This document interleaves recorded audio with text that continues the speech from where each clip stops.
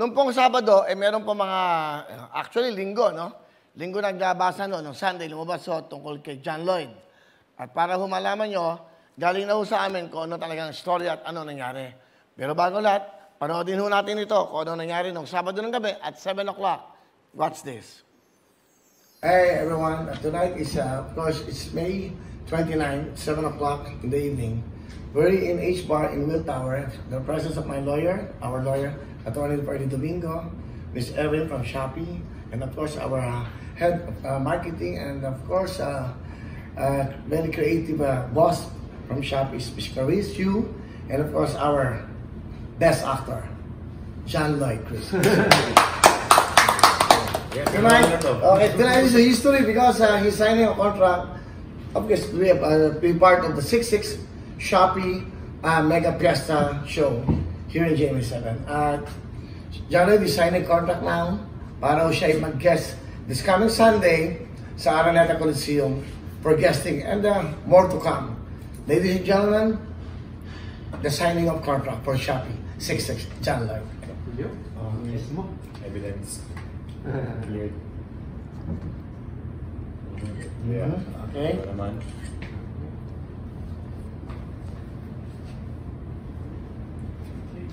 Okay, ready? This under my name.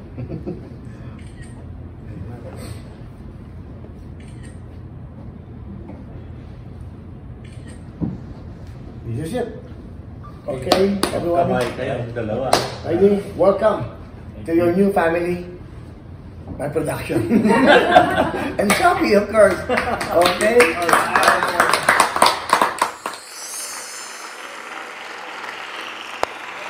Alright, that's right. So may mga pictures pa tayo. Yung si Direk Bobot, siya, nag-meeting kami, nag-brainstorming na kami.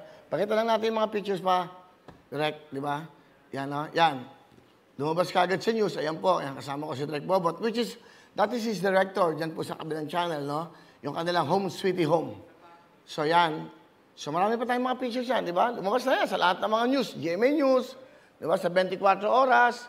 Ayan, andyan din si Benny Saturno. Pinapunta ko doon dahil may pinapagawa kaming kanta. Yan, okay? Dahil si Direk Bobot, si Attorney Ferdy Domingo, ayan po. Nagkita-kita kami dyan. Miss Clarice Yu, ang head ng marketing. Si Miss Erin also from the PR, no? Okay, at least yan. Kaya yan po, natuloy na ho yung signing. Actually, para malaman nyo, nag-sign siya ng contract sa aking pong production. Ako ho nag-invite kay John Lloyd na kung po pwede, mag-guest siya na nakita kami sa Puerto Galera. At with the help of Direk Bobot, siyempre, nagkita kami, nag-usap kami. Kinausap ko siya na masinsinan, ano bang plano mo sa buhay mo, ano ba ang gusto mo. And then, it's a good thing na nagkausap kami, para naliwanagan din siya. Sabi ko, may anak ka na, may anak na tayo, dapat may trabaho na tayo para sa future. Saka namimiss ka na namin.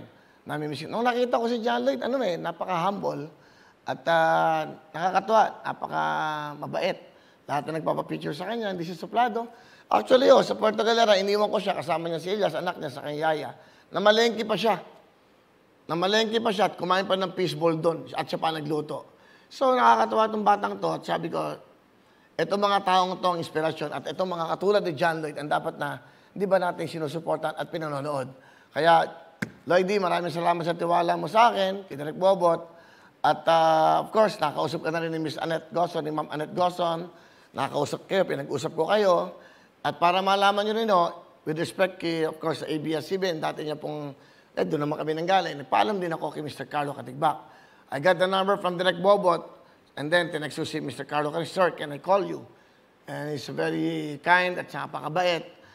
Sabi sa akin ni Mr. Carlo na hindi ko naman sila pwedeng pigilan. Siyempre, meron na rin sila mga buhay. At siyempre, kailangan nila magtrabaho at wala naman kami ang bibigay sa ngayon. Anyway, Sir Carlo Katigbak, maraming salamat po at pinagbigyan nyo na it's a good thing na pag-text ko sa inyo, sumagot kagad kayo, parang nagbigay kayo kagad ng halaga sa akin. At I really appreciate that. At maraming salamat din. At sabi nyo sa akin na, sige, bahala ka na muna kay John Lloyd. At sa ngayon, sabi niya, at nalaman naman niya ho, kung sakali naman magkakaroon kami ng programa at may plano in the future, at nag-usap naman kami ni John Lloyd na kasama siya sa production. He will be one of the producers. Maaring kaming dalawa, maaring WL Production, diba? LW Production for TV or for movies. So sabi ko kay John Lloyd, hindi ka lang dapat artista, dapat producer ka pa.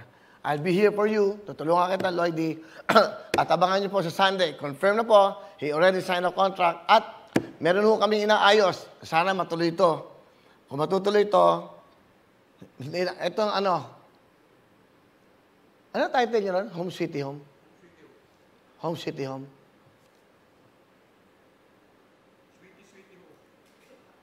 Home, sweetie.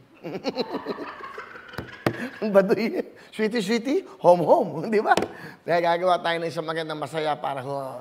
I'd just like to thank the management of GMA sa support ng Ma'am Annette Gozon, Mr. Joey Abacan, Mr. FLG, Mr. Gozon. Salamat po at sa request ko maging guest si John Lloyd, pinayagan nyo kami. At para ho naman to sa atin. And again, maraming salamat. Sana ho, supportahan nyo. Panoodin nyo 6-6 at may surpresa sa inyo si John Lloyd. John Lloyd, welcome sa bago mong pamilya, sa bago mong magiging tahanan. At maraming salamat sa nagtiwala mo sa akin. At huwag kang mag-alala, hindi namin ikaw pababayaan. Di ba? John Lloyd, welcome.